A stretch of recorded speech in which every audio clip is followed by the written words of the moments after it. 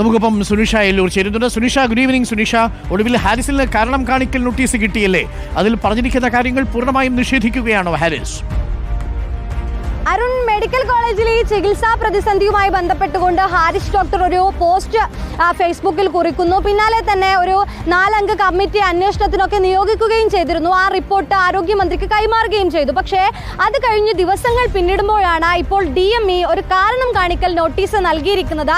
അതായത് ഈ 4 അംഗ സമിതി അന്വേഷിച്ചിരിക്കുന്ന റിപ്പോർട്ടിൽ ചില വീഴ്ചകൾ, ചില ചട്ടലംഘനങ്ങൾ ഈ ഹാരിസ് ഡോക്ടർ നടത്തിയതായി കാണിക്കുന്നുണ്ട്. അതിന്റെ അടിസ്ഥാനത്തിൽ കൃത്യമായ വിശദീകരണം ആവശ്യമാണ് എന്നതാണ് നോട്ടീസിൽ പറയുന്നത്. അതിലൊന്ന്, സർവീസിലിരിക്കുന്ന ആൾ ഒരു ഫേസ്ബുക്ക് പോസ്റ്റ് ഇടുന്നു, അത്തരത്തിൽ ആരോഗ്യ മേഖലയെ മോശമായി ചിത്രീകരിക്കുന്നു, അത് ചട്ടലംഘനമാണ് എന്നുള്ളതാണ്.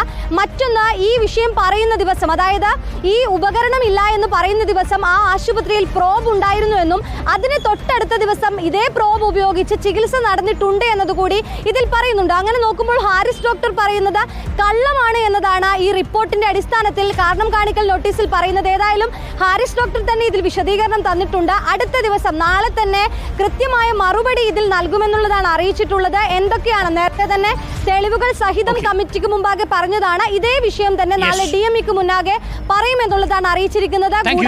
സുനിഷ എല്ലൂരാണ് വിവരങ്ങൾ നൽകിയത്. ഒടുവിൽ ഡോക്ടർ ഹാരിസിന് കാരണം കാണിക്കൽ നോട്ടീസ് അയച്ചിരിക്കുന്നു.